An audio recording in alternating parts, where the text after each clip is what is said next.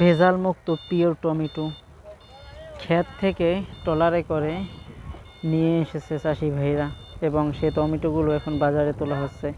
সাথে আছে মিষ্টি কুমড়া। দেখি আপনাদের একটু দেখানোর চেষ্টা করি।